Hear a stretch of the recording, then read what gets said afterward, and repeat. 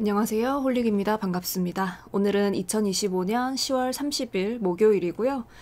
새벽 시간에 또 미국의 연준이 FOMC 회의를 열고 기준금리를 인하했다고 합니다. 관련 내용, 뉴스 내용 정리해서 말씀드리도록 할게요. 자, 연준, 미국 중앙은행인 연방준비제도는 두 차례 연속으로 정책금리를 인하했다고 합니다. 미국 현지 시간으로 10월 29일이었고요. 이틀간의 FOMC 정례회의 이후 발표한 성명서에서 미국 기준금리 목표 범위를 3.75에서 4%로 25bp 인하한다고 밝혔습니다. 지난달 회의에서 9개월 만에 처음으로 금리를 내렸고요. 두 번째 연속으로 인하를 결정한 것입니다. 시장에서는 일찌감치 이번 달 25bp 금리 인하를 기정사실로 여겨왔고요. 9월 FOMC 점도표가 이번 10월과 오는 12월 연내 두 번의 추가 인하를 시사했었고, 그리고 연방정부 셧다운이 있었죠.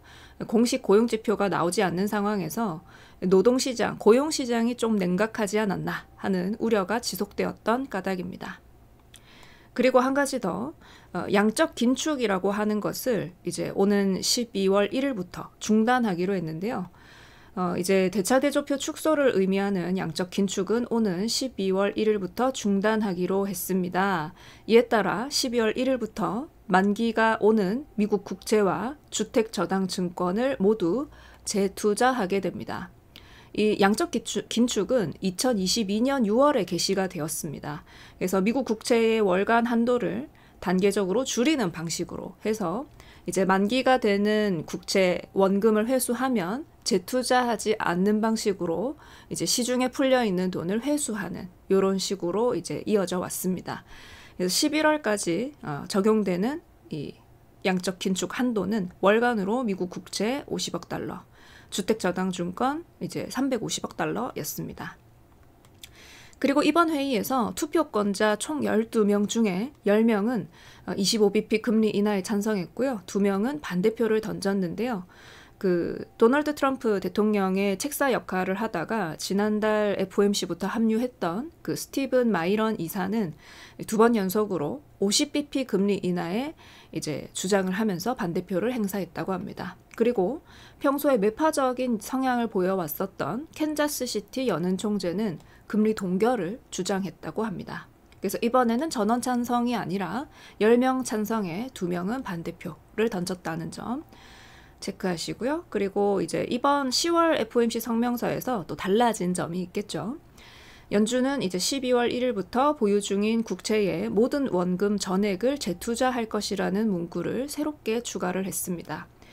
그리고 이제 지난 9월까지만 해도 월 50억 달러 상한을 초과하는 국채 원금은 재투자한다는 문구에서 10월, 11월에도 월 50억 달러 상한을 초과하는 원금은 재투자한다라고 수정해서 이제 기존의 방침은 11월까지만 유지를 하겠다라는 것을 성명서에 명확하게 기재를 해줬습니다.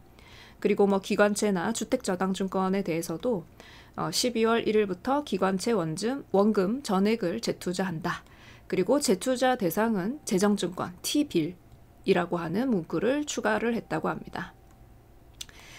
이제 성명서 발표 이후에 또 제롬 파월 의장이 기자회견을 했죠.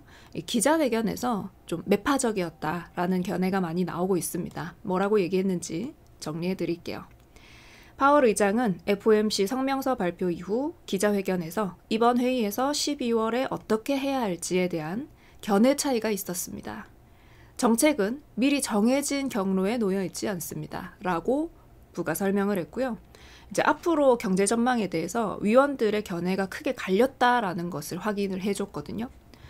전망에 대해서 견해차가 크게 갈렸습니다. 일부는 경제 활동이 예상보다 강하다고 보고 있고, 또 일부는 고용시장이 완전히 둔하지 않았다고 보고 있습니다. 즉, 고용시장이 악화하지도 않고 느리지만 점진적인 냉각이 이어지고 있는 상황입니다. 위원들은 각자 경제 전망과 위험 선호가 다릅니다. 그래서 이제 의견이 다양했다라고 말했습니다. 라고 했고요. 그리고 우리는 사전에 결정을 내리지 않는다라고 말을 하지만 이번에는 그걸 넘어서 12월에 우리가 금리 인하를 할지 말지는 기정사실이 아니다. 전혀 아니다라고 강조를 했다고 합니다. 이 부분이 시장에서는 좀 굉장히 매파적으로 받아들여졌다고 합니다. 그리고 이제 양적 긴축 종료라고 했잖아요. 그 부분에 대해서도 시점을 좀 명확하게 제시를 해줌으로써 시장에 적응할 시간을 주기 위한 목적도 있습니다. 라고 했고요. 지금 현재 그 양적 긴축의 속도가 매우 느린데 2022년부터 시작을 했기 때문에 절반 가까이를 줄였고 남은 규모는 그렇게 크지 않습니다. 그래서 이제 12월 1일부터 대차 대조표 규모를 동결하는, 더 축소하지 않는 예정이고, 만기가 도래하는 주택 저당 증권은 이제 국채로 재투자할 것이고, 국채 중심으로 이 포트폴리오를 전환을 해서 듀레이션을 단축하게 됩니다라고 했는데요. 이 부분은 이제 채권에 대한 공부가 좀 필요해서 패스를 하도록 하겠습니다. 어쨌든 위원들은 오늘 구체적으로 결정 내리진 않았는데 앞으로 이제 국채에 재투자한다고 했잖아요. 그 구성에 대해서도 일부분 논의를 했다고 합니다. 현재는 이제 장기 채권에 대한 비중이 높은데 이제 앞으로는 좀 단기 채권에도 포트폴리오를 늘리는 이런 데의 구상의 방향에 공감했다라고 얘기했고요. 그런데 이런 것을 빨리 하는 것이 아니라 매우 점진적으로 진행을 할 것이고 시장에 뚜렷한 영향을 주진 않을 거다. 왜냐하면 중앙은행이 이제 채권에 다시 투자를 하게 되는데 금액 규모가 굉장히 크기 때문에 시장에 큰 영향을 줄 수 있거든요. 그런 부분에 대해서 우려하는 점을 누그러뜨려줬다고 보면 됩니다. 그리고 이제 이번 FOMC에 대한 전문가들은 매파적이었다고 분석하는 전문가들이 많고요. 옥스퍼드 이코노믹스 마이클 피어스 미국 담당 부수석 이코노미스트는 한 명의 지역 연은 총재가 예상 밖으로 매파적 반대 의견을 낸 것은 앞으로 결정이 점점 더 논쟁적으로 변하고 있을 것임을 보여줍니다. 그리고 고용시장 여건이 안정세를 보일 것이라는 전제 하에 연준이 이제부터는 인하 속도를 늦출 것 같습니다. 다만 공식 통계 공백이 이어지는 가운데 이런 판단은 좀 어려운 일입니다. 지금 셧다운 때문에 공식적인 그 지표 집계가 제대로 되지 않고 있습니다. 그래서 그런 부분 때문에 앞으로 좀 달라질 수는 있지만 이제 확실히 매파적이었다는 점, 그리고 앞으로 좀 반대표죠. 금리 인하에 대한 반대표를 내는 위원들도 더 많아질 수 있다는 거, 이런 얘기를 해줬고요. 그리고 엔젤레스 인베스트먼트의 이제 CIO는 파월은 연준 내부의 긴장감을 반영했습니다. 더 공격적인 완화를 지지하는 쪽과 고용 약화에도 인플레이션이 여전히 너무 높다고 우려하는 측 사이에서 연준이 대립하고 이제 위원들 사이에서도 대립하고 있음을 보여줍니다. 그리고 이제 여기에서는 뭐라고 했냐면 시장에서 앞으로 금리 인하의 속도와 규모를 지나치게 공격적으로 평가하고 있다고 봅니다. 이제 시장에서 너무 이 금리 인하에 대해서 낙관적으로 보고 있지 않은가 하는 생각을 피력을 해줬습니다. 자, 이렇게 이제 FOMC가 10월 FOMC가 마무리가 됐고요. 이제 단 한 번의 FOMC를 남겨두고 있습니다.